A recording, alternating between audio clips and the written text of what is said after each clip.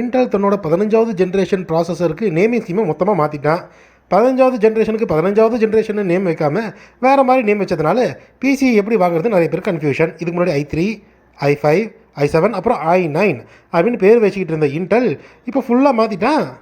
இந்த பழைய naming scheme ரொம்ப வசதியாக இருந்துச்சு. நம்பர் அதிகரிக்க பவரும் அதிகரிக்கும்னு எல்லோரும் புரிஞ்சுக்கிட்டு இருந்தாங்க. ஆனால் இப்போது இன்டெல் கோர் அல்ட்ரா அப்புறம் கோர் அப்படின்னு 2 வகையான சீரீஸை இப்போ இன்டெல் கொண்டு வந்திருக்காங்க. பழையத்துக்கும் இப்போ புதுசுக்கும் என்ன வித்தியாசம்னு பார்த்துடலாமா?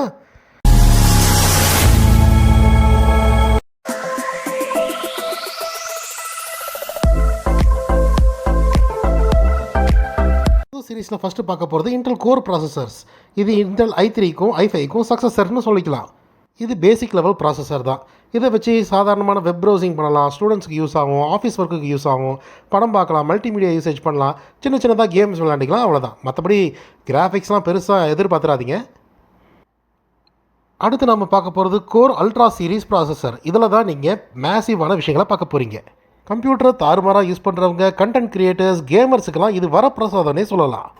இந்த Core Ultra series processors i5, i7 and i9க்கு ஒரு சக்ஸஸர்னு சொல்லலாம். புதுசாக ரிலீஸ் ஆகிருக்கிற எல்லா இன்டெல் ப்ராசஸர்லேயும் NPU அதாவது நியூரல் ப்ராசஸிங் யூனிட் அப்படின்னு ஒரு விஷயம் இருக்க போகுது. நம்ம பண்ணக்கூடிய எல்லா AI ரிலேட்டட் டாஸ்கையும் மெயின் சிபியூவை தொல்லை பண்ணாமல் தனியாக இயங்கக்கூடிய ஒரு தன்மை படைச்சது. அது மட்டும் இல்லாமல் இந்த கோர் அல்ட்ரா சீரீஸில் இன்டெல் ஆர்க் கிராஃபிக்ஸ்னு இன்டகிரேட்டட் கிராஃபிக்ஸ் நல்லாவே இருக்க போகுது. முன்னே இருந்த இன்டெல் ஹெச்டி கிராஃபிக்ஸ்ங்கிற மொக்க கிராஃபிக்ஸ் கார்டு அப்புறம் ஐரிஸ் கிராஃபிக்ஸ்க்கு எல்லாத்தையும் விட வீடியோ எடிட்டிங்லையும் மற்ற எல்லா விஷயங்கள்லையும் இந்த ஆர்க் கிராஃபிக்ஸ் நல்லாவே இருக்குன்னு சொல்கிறாங்க. பழைய கோர் ஐ சீரீஸை 2008 அறிமுகப்படுத்தினாங்க. i3னா 3 ஸ்டார், i5னா 4 ஸ்டார், அப்புறம் i7னா 5 ஸ்டார். அந்த சமயத்தில் P4னு அழைக்கப்படுற பென்டியம் ப்ராசஸர்ஸ்க்கெலாம் 2 ஸ்டார் தான் இருந்துச்சு. இன்டெல் செலரான் ப்ராசஸருக்கு மொக்க ஒரே ஒரு ஸ்டார் தான். இந்த ட்ரெடிஷன் 7th ஜென்ரேஷன் கோர் ஐ ப்ராசஸர் வரைக்கும் தொடர்ந்துச்சுன்னு சொல்லலாம். ஏன்னா 7வது தலைமுறையில் தான் இன்டெலோடைய ஃப்ளாக்ஷிப் ப்ராசஸரான கோர் i9 அப்படிங்கிறத AMDக்கு போட்டியாக லான்ச் பண்ணுறாங்க.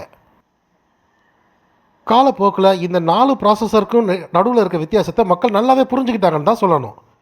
13வது தலைமுறையில் கோர் i3யோடைய பேசிக் வேர்ஷனான 13100 ஒரு 4 கோர் ப்ராசஸராக மாறிடுச்சு. இதுவே i9ஐ சேர்ந்த 13900 ப்ராசஸர் ஒரு 24 கோர் ப்ராசஸராக மாறிடுச்சு. இந்த மாற்றங்கள் மினிமம் கோர் i3க்கும் மேக்ஸிமம் கோர் i9க்கும் உள்ள வித்தியாசத்தை ரொம்ப அதிகமாக்கிருச்சு.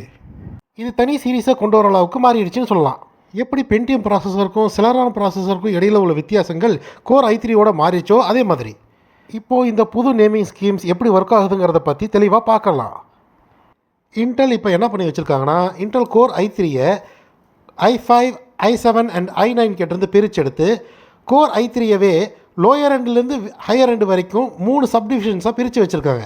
அதாவது கோர் i3யோடைய லோயர் எண்ட் எடுத்து கோர் 3 அப்படின்னும், கோர் i3யோடைய மிட்ரேஞ்சை எடுத்து கோர் 5 அப்படின்னும், கோர் i3யோடைய ஹையர் எண்டை எடுத்து கோர் 7 அப்படின்னும் பிரித்து வச்சுருக்காங்க. இப்போது கோர் அல்ட்ரா சீரீஸை பற்றி பார்க்கலாம். இது ரொம்பவே சிம்பிள் தான். கோர் அல்ட்ரா 7 அப்படிங்கிறது கோர் i7, கோர் அல்ட்ரா 5ங்கிறது கோர் i5, கோர் அல்ட்ரா 9 அப்படிங்கிறது கோர் i9 அப்படின்னு நீங்கள் கன்சிடர் பண்ணிக்கலாம். இவ்வளோ தான் வித்தியாசம். என்ன தான் இன்டெல் கோர் அல்ட்ரா சீரீஸ் ப்ராசஸரில் ஆர்க் கிராஃபிக்ஸ் பயன்படுத்தியிருந்தாலும் அது ஒரு டெடிக்கேட்டட் கிராஃபிக்ஸ் கார்டு அளவுக்கு பவர்ஃபுல்லாக இல்லைன்னு தான் சொல்லணும். அதனால் நான் என்ன சொல்ல விரும்புகிறேன்னா, இன்டெலோடைய 11th ஜென்ரேஷன் ப்ராசஸருக்கு மேலே இருக்கிறவங்க இந்த புது சீரீஸ் ப்ராசஸருக்கு உடனே ஜம்ப் ஆகணும்னு எந்த வித அவசியமும் இல்லை. இப்போ உங்களுக்கு இருந்த கன்ஃபியூஷன் எல்லாம் போயிருக்குன்னு நினைக்கிறேன். போயிருந்துச்சின்னு நினச்சிங்கன்னா லைக் பண்ணிவிட்டு சப்ஸ்கிரைப் பண்ணுங்கள்.